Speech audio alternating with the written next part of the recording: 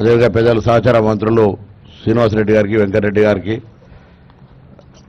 శాసన మండలి సభ్యులు పెద్దలు జీవన్ రెడ్డి గారికి, శాసనసభ్యులు మాజీ పార్లమెంట్ సభ్యులు వివేక్ గారికి, ఈఎన్సీ గారికి, మిగతా అధికారులకు, కాంట్రాక్ట్ సంబంధించిన పెద్దలకు, పాత్రికేయులు, గౌరవ మంత్రి గారి ద్వారా అంటే మేము జిల్లాకు సంబంధించిన కూడా కొన్ని అంశాలు అన్నప్పుడు చూడడానికి కూడా నిషేధం, వినడానికి కూడా తెలియని పరిస్థితి. ఒక 2-3 అంశాలు. ఇది ఒక మానస పుత్రిక గత ప్రభుత్వంది. అసెంబ్లీలో పవర్ పాయింట్ ప్రజెంటేషన్ చేసి రిడిజైన్గా మార్చారు, మనకు ఎవరికప్పుడు అవకాశం లేకుండా. దీని ద్వారా అసలు ఎంత నీటిని లిఫ్ట్ చేసిండ్రు ప్రాజెక్టు పూర్తయిన దశలల్లా, ఎంత నీటిని రైతాంగానికి ఇచ్చిండ్రు, మళ్ళీ ఎంత నీటిని మళ్ళీ కిందికి వదిలిపెట్టాల్సి వచ్చింది, కరెంటు బిల్లు ఎంత వచ్చింది, ఎంత ఏరియా పారకం పెరిగింది. దాంతోపాటుగా సాంకేతికంగా ఢిల్లీకి సంబంధించిన అశ్విన్ బందోద్యా వారు ఒక నివేదిక ఇచ్చినారని చెప్తా ఉన్నారు. సాంకేతికంగా ఇప్పుడున్న ప్రాజెక్టు పనిచేస్తుందా లేదా అని. పోలీస్ కుట్ర కేసులో స్పష్టంగా వాళ్ళు చెప్తా ఉన్నారు, దానికి సంబంధించిన బాంబు అటువంటి అవకాశమే లేదనేటువంటి నివేదిక ఎఫ్ఐఆర్ లోపల ఇచ్చినటువంటిది తప్పు. ఆ రోజు దృష్టి మరల్చడానికి ఆనాటి ప్రభుత్వం ఒక పిటిషన్ ఇప్పించింది. దాని తర్వాత ఎఫ్ఐఆర్ చేసిర్రు, జాగిలాలను పంపిర్రు, దాని తర్వాత ఫోరెన్సిక్ నిపుణులు తీసుకున్నారు, అన్ని రిపోర్ట్లు మొత్తం ఎవ్రీథింగ్ తీసుకొని ఇందులో అటువంటి కుట్రకోణం లేదు, బాంబులు పెట్టే పరిస్థితి లేదు, 10 టీఎంసీల నిల్లునంగల బాంబులు పెట్టేటువంటి ప్రతిభావంతులు ఈ దేశంలో లేరనేది స్పష్టం చేశారు.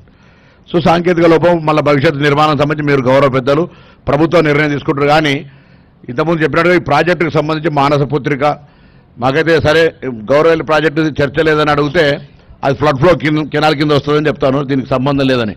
కానీ ఆనాడు అక్కడి నుంచి కూడా బస్సులు తీసుకొచ్చి దీని అంతా కూడా అంత టూరిజం అంతా మొత్తం ఒక పెద్ద వ్యవస్థగా మార్చారు కదా. ఇవాళ ఇది ఆ ప్రయోజనం లేనప్పుడు దానికి సంబంధించినటువంటి మానస పుత్రిక పరిస్థితి ఏంది భవిష్యత్తుకు సంబంధించి. ఇన్ని వందల కోట్ల రూపాయలు, లక్షల కోట్ల రూపాయలు ఖర్చు అయ్యేటువంటి పరిస్థితి, మన లక్షల కోట్ల అవన్నీ జరిగిందంటలేం.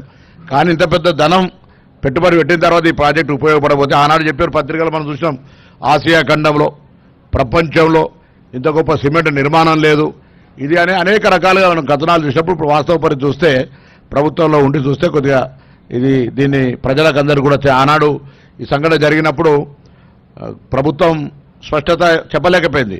మనం మీరంతా కూడా మంత్రిగా, సంబంధిత శాఖ మంత్రిగా మీరు ఈరోజు ఒక పెద్ద కార్యక్రమం తీసుకొని వచ్చినారు. ఈ జిల్లా వాళ్ళంగా మేము కూడా భాగస్వాములే, మీరంతా కూడా ఒక నివేదిక, వాస్తవ నివేదిక తయారు చేసి గౌరవ ముఖ్యమంత్రి గారు కానీ ప్రభుత్వానికి ఇచ్చి దాని మీద ఎటువంటి భవిష్యత్ చర్య రైతాంగానికి ఏ విధంగా సరే గత ప్రభుత్వం తప్పు, గత ప్రభుత్వం సంబంధించిన జరిగినటువంటి వాస్తవాలు ప్రజలకు చెప్పడంతో పాటుగా భవిష్యత్తులో రైతాంగానికి మనం తీసుకునేటువంటి ఒక పాజిటివ్ అంశాలను కూడా దీనికి సంబంధించినటువంటి వాస్తవాలను చెప్పడంతో కార్యాచరణ తీసుకునేటువంటి జరగాలని నేను సందర్భంగా ఒక రైతాంగ పక్షాన్ని కోరుతూ ఇంకొక చిన్న అంశం సార్, ఇక్కడ ఈ ప్రాంతానికి సంబంధించి సరే శ్రీధర్ బాబు గారు వేరే కార్యక్రమం అయినప్పుడు ఇక్కడ ఒక పెద్ద సమస్య, ఆనాడు వెంకటస్వామి గారు పెద్దలు ఈ కార్యక్రమం రూపొందించినాడు, అంబేద్కర్ చేవేళ పెట్టినాడు. ఇప్పుడు ఇలా ముంపుకు సంబంధించి బ్యాక్ వాటర్కి సంబంధించి కూడా చాలా పెద్ద సమస్య ఉంది. మీకు ఇంతకుముందే పిటిషన్ కూడా ఇచ్చినారు. ఆ అంశం కూడా నష్టం ఆల్రెడీ భూసేకరణ జరిగింది, భూ నిర్వాసితుల ఇష్యూ అని పక్కన పెడితే ప్రాజెక్ట్ కట్టిన తర్వాత వెనుకకు వచ్చి ఎన్ని ఎకరాలు అవుతుంది ప్రకాష్ రెడ్డి, అదొక నష్టం మీద కూడా కొంచెం చర్య తీసుకోవాలని సందర్భంగా నేను కోరుతూ ఆ రోజు మరి 5 మే 2012 నాడు ఆ రోజు అశోక్ చవాన్ గారు, పవన్ బన్సాల్ గారు నీటిపారుదల మరి సిడబ్ల్యూసీ మంత్రి, వాటర్ దానికి సంబంధించి కేంద్రంలో కిరణ్ కుమార్ రెడ్డి గారు ముఖ్యమంత్రి, మేమంతా కూడా ఎంపీలంగా ఆ రోజు వాటర్ రిసోర్స్లో అగ్రిమెంట్లో ఉంటే మేము ఆ రోజు దాని తదుపరి ప్రభుత్వ నిర్ణయం 5వ తారీఖు 5వ నెల 2012 దాని తర్వాత జరిగినప్పుడు ఆ మీటింగ్ ప్రొసీడింగ్స్ కావచ్చు, తర్వాత ఇప్పుడు డేట్స్ ఇచ్చినారు కొన్ని డేట్స్,